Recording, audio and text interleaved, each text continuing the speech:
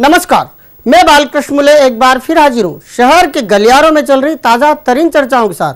आइए सबसे पहले बात करते हैं नरेंद्र मोदी की। बीजेपी की राष्ट्रीय कार्य समिति की बैठक के मुद्दे उस समय दिशाविहीन से हो गए जब गुजरात में हैट्रिक मारकर दिल्ली पहुंचे मुख्यमंत्री नरेंद्र मोदी ने माइक संभाल लिया। मोदी ने यहाँ भी ऐसे चौके छक्के मारे कि पूरे देश के साथ साथ शहर भर के गलियारों में भी मोदी के कहे की ही चर्चा शुरू हो गई। मोदी का अपनों को देख ये कहना, हम चले या न चले देश चल पड़ा है, बस यही वो बात है जो हर किसी को भासी गई है। बीजेपी एक मिशन है तो कांग्रेस कमीशन, ये कथन वैसे गुजरात के मुख्यमंत्री नरेंद्र मोदी के हैं, लेकिन अब यही बात शहर के गलियारों में भी आम लोगों के बीच होने वाली चर्चा का विषय बन गई है। 3-3-13 को दिया मोदी के इस भाषण में ढेर सारी बातें थीं, जिसकी चर्चा अब आम चुनाव तक होने वाली है। उन्होंने कई बातें पार्टी लाइन से ऊपर उठकर की तो राष्ट्रपति प्रणब दा की जमकर तारीफ भी कर डाली। मोदी ने राहुल गांधी के जयपुर चिंतन में कही एक एक बात का जवाब अपनी पार्टी की कार्य समिति की बैठक के मंच से सिलसिलेवार दिया, तो ये मोदी का उद्बोधन देश के लिए संबोधन बन गया।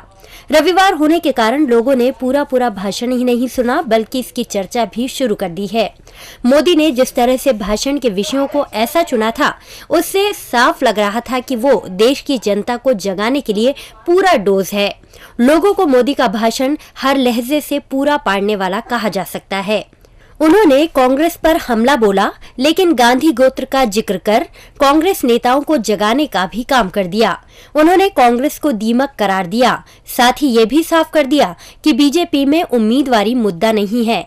पूरे भाषण को सुनकर बहस पर उतरे शहर के गलियारे मोदी के तर्कश से निकले इन तीरों की जमकर चर्चा कर रहे हैं। लेकिन सबसे ज्यादा यदि कोई बात आम लोगों ने पकड़ी है तो वो सबसे ज्यादा अहम मानी जा रही है। आम लोग कह रहे हैं कि उन्हें मोदी का अपनों को देख ये कहना कुछ ज्यादा तड़पा गया जब उन्होंने कहा कि हम चले न चले देश तो चल पड़ा है।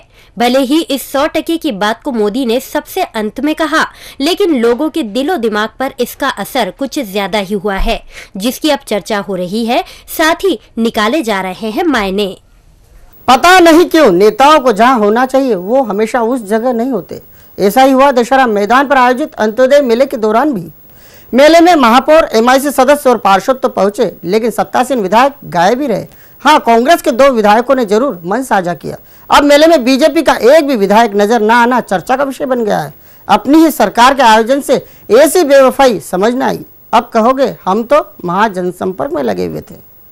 नजारा है दशहरा मैदान पर लगाए गए सरकारी मेले का।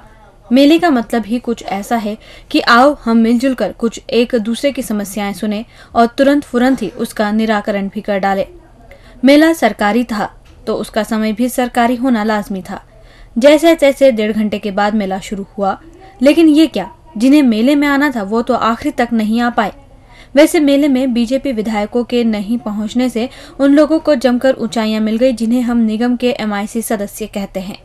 कुछ पार्षदों ने भी विधायकों के नहीं आने से अपनी सीट रिजर्व कर ली।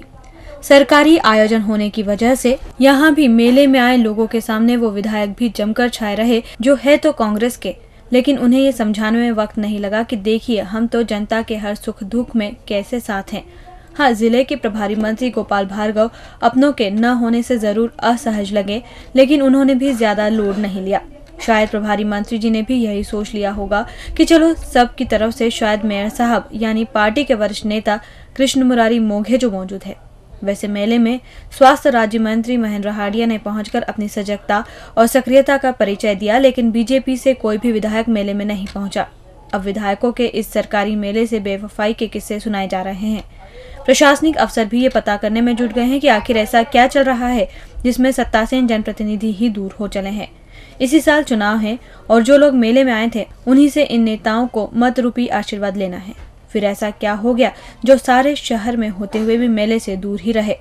नेता की हर अदा पर उनके समर्थक अपने आप को कुर्बान कर देते हैं, लेकिन क्या नेता का अस्पताल में भर्ती हो जाना भी उन्हें पसंद है? आप कहेंगे ना, लेकिन एक नेता ऐसे भी है जो अपनी पथरी का ऑपरेशन कराने अस्पताल में भर्ती हुए। जब नेताजी की छवि फेसबुक पर लोड हुई तो उनके कई समर्थकों ने इस फोटो को भी लाइक कर दिया। अब नेताजी के लाइकर्स की संख्या लगातार बढ़ती जा रही है। ऐसे में यह समझ नहीं आ रहा है कि आखिर लाइक करने वाले नेताजी के अपने हैं या फिर कोई और।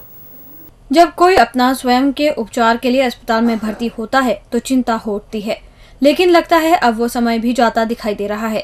लोग अब चिंता जताने की बजाय अस्पताल में भर्ती होने जैसी चिंतनीय विषय को भी लाइक करने लगे हैं। कुछ ऐसा ही हुआ है अपना उपचार कराने अस्पताल में भर्ती हुए राव विधायक जीतू जिराती के साथ। जिराती फिलहाल अस्पताल में हैं और अपनी किडनी में फंसी पथरी का ऑपरेशन करा चुके हैं।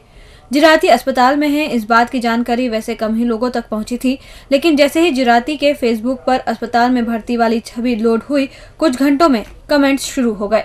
यहाँ तक तो ठीक था, लेकिन खास बात तो ये थी कि जिराती का अस्पताल पहुंचना कुछ लोगों को इतना ज्यादा भा गया कि वो जिराती की इस फोटो को भी लाइक कर रहे हैं।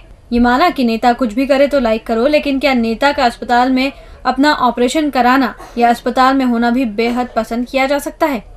इसे और खुलकर लिखे तो लिखा जाएगा, क्या जिराती का अस्पताल में रहना भी लोगों को पसंद है?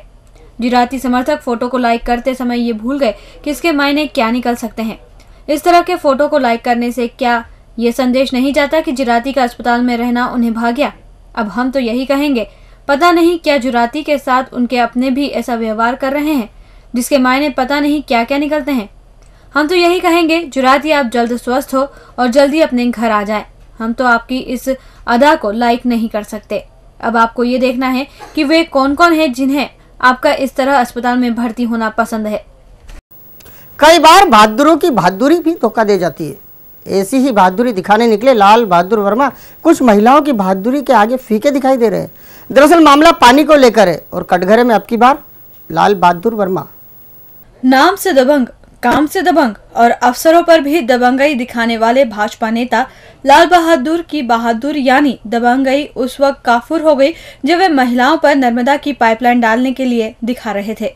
दरअसल मामला हक की लड़ाई का था। सर्वहारा नगर में निगम नर्मदा की पाइपलाइन बिछा रहा है और यहाँ पर लोहे के पुराने डाले गए पाइप को निकालकर प्लास्टिक की पाइपलाइन बिछाने का कार्य किया जा रहा है। इस दौरान मंत्री और विधायक के लाल यानी लाल बहादुर वर्मा अपने नाम के अनुसार इलाके में पहुंचे और अपने हक के लिए लोहे की पाइप ले जाने लगे। फिर क्या था, इलाके की महिलाओं ने मोर्चा संभाला। लाल की बहादुरी को दी चेतावनी। महिलाओं की बहादुरी के आगे मंत्री विधायक के बहादुर लाल की बहादुरी गाफुर हो गई और वे मौका स्थल से विलुप्त हो गए। वरना महिलाओं ने तो ठान ली थी, तो आगे आप खुद ही समझ रहे होंगे।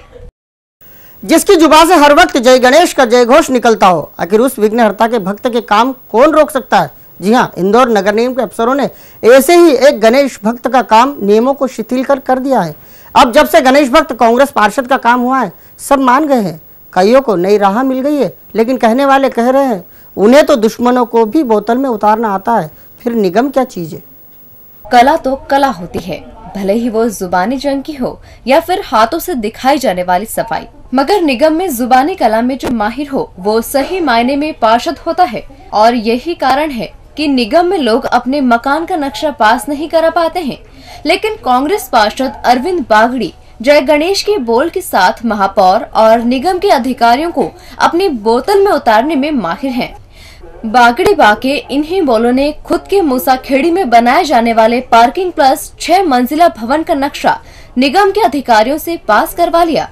इतने बड़े भवन के नक्शे की स्वीकृति के लिए नियमानुसार भूखंड के पास 18 मीटर का मार्ग होना चाहिए, मगर मौके पर मात्र 4.5 मीटर का ही मार्ग है ना निगम के अफसरों का कारनामा नियम को शिथिल करने का। इस नियम की शिथिलता के पीछे कोई जादूगरी खोजी जाए तो वो है बोलने की जादूगरी, यानी जय गणेश बोलने की जादुई जुबान। और अंत में बात करते हैं खाकी की। शहर में पिछले कुछ दिनों से अपराधों का ग्राफ एक बार फिर तेजी से बढ़ा है। ऐसे में खाकी की चिंता भी बढ़ सी गई है। शहर में हुई एक हत्या के मामले में तो सीसीटीवी कैमरे में कैद हुई तस्वीरों ने पुलिस की मदद कर हत्याकांड का पर्दाफाश करवा दिया, लेकिन लोगों की तरफ से पुलिस को कोई मदद नहीं मिल सकी। अब यही बात खाकी को खल रही है। खाकी को लग रहा है कि ऐसे ही लोग उससे दूर होते चले गए तो पुलिस और जनता के बीच का समन्वय तो पूरी तरह से खत्म सा हो जाएगा। अब पुलिस एक बार फिर जन अपील के मूड में आ गई है। सख्ते में है खाकी। पहले कभी आम लोगों की दी गई सूचनाओं के आधार पर ही पुलिस अपना काम किया करती थी। समय गुजरा, खाकी पूरी तरह से हाईटेक हो चली है, लेकिन उसका आम लोगों से रिश्ता खत्म सा हो रहा है। जब कभी पुलिस को आम लोगों के बीच समन्वय दिखाना होता है तो वो नगर सुरक्षा समिति तक सीमित होकर रह जाती है। शहर में अपराधों की गति कभी कम और कभी ज्यादा होती है, लेकिन पुलिस के पास पहले की तुलना में आम लोगों की ओर से आने वाली सूचनाएं अब पहले की तरह नहीं आ पाती। यह तथ्य उस वक्त उजागर हुआ जब सदर बाजार क्षेत्र में 50 रुपए जेब से निकालने की बात पर हत्या हो गई, लेकिन आम लोगों की तरफ से कोई मदद नहीं मिली। यहाँ तक कि जब हत्यारा पत्थर मारकर हत्याकांड को अंजाम दे रहा था, तब दो लोग वहीं घटना स्थल पर खड़े थे, लेकिन न तो उन्होंने खाकी को घटना की सूचना दी और न ही किसी प्रकार की कोई हलचल मचाई। पूरा घटनाक्रम होने के बाद इस बात का खुलासा उस वक्त हुआ जब सीसीटीवी कैमरे में कैद हुई हत्याकांड की तस्वीरों में पास ही खड़े दो शख्स दिखाई दिए। अब जब से पुलिस ने ये तस्वीरें देखी हैं, तब से ये मान लिया है कि आम लोग पुलिस को सूचना देने में दिलचस्पी नहीं दिखा रहे हैं। अब पुलिस जागी है। क्षेत्रीय सीएसपी इसी घटना से प्रेरणा लेकर जन अपील जारी कर रहे हैं। अब जब से साहब ने अपील की है, तब से सदर बाजार के गलियारों में इसकी चर्चा हो रही है। हालांकि इसका असर कितना होता है, ये अगली घटना पर ही पता चल सकेगा। तब तक अपील करना अनिवार्य है। डीजी न्यूज के खास कार्यक्रम गलियारों से को आप यूट्यूब पर भी सर्च कर सकते हैं। गलियारों से के आज के अंक में फिलहाल इतना ही। ताजा खबरों के लिए आप देखते रहिए डीजी न्यूज।